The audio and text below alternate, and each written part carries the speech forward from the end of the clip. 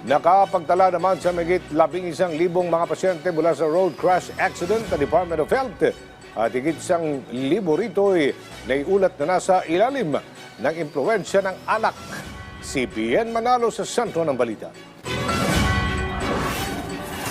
Magdadalawang taon ng rider ng isang motorcycle ride healing app si Ramon Alonso Jr. Ito na ang kanyang naging paraan para matustusan ang pangangailangan ng kanyang pamilya sa araw-araw. Umaabot ng halos 2,000 piso ang kanyang kinikita kada araw kung malakas ang pasada. Pero may araw din na mahina ang kita na umaabot lang sa 350 pesos ang kanyang natitake home, lalo na pag ganitong holiday season na sapat na ani ang pambili ng bigas at ulam. Mas maganda po yung may pasok. Kasi po pagka may pasok, meron po kaming booking. Kumpara po sa holiday, tingnan nyo po, wala po kayo nakikita na mga masada kasi nga wala pong mga laman, wala pong mga pumapara. Bukod sa magandang kita, mahalaga rin aniya na makauwing ligtas sa kanyang pamilya at maihatid ng maayos ang kanyang pasahero sa destinasyon nito. Kaya todo ingat ang kanyang ginagawa para makaiwas sa aksidente sa lansangan. Hindi rin siya nagmamaneho ng nakainom. Kung inaantok ako, hinihinto ko talaga. Kasi pagka inaantok ka tapos tinuloy mo, minsan nakikita mo na lang, nakapikit ka na pala. Dapat mag-iingat sila kasi may mga motorista na nag-iingat. Kaso, yung mga nakainom, yun ang walang ingat. Kasi siyempre, mga lasing yan, yung piga nila ng silinyador, hindi nila kontrolado. Kaya yung disgrasya lagi nandyan.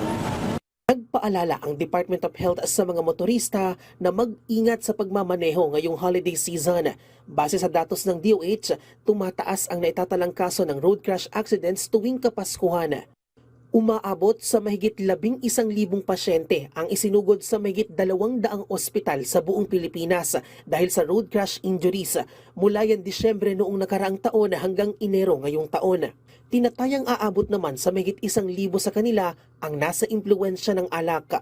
Kaya payo ng kagawaran, magpahinga at huwag uminom ng alak bago magmaneho para maiwasan ang aksidente. Let's try to to go beyond the disiplina mindset and ano yung mali sa kalsada, bakit nangyari yun in the first place. Humans will make mistakes and yung pinaka goal po ng job natin sa road safety ay when humans make those mistakes, it will not result to their death, or other people's deaths.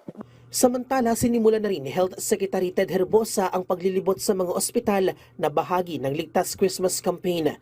Paiigtingin pa ang information drive sa mga motorista para maiwasan ang anumang aberya sa kalsada.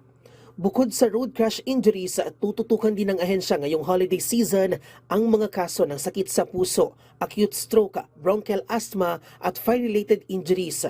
Siniguro naman ng Health Department na tuloy-tuloy ang pag-agapay ng zero balance billing sa mga DOH hospital para sa ating mga kababayang maa-admit ngayong holiday season. Bien Manalo para sa Pambansang TV sa Bagong Pilipinas.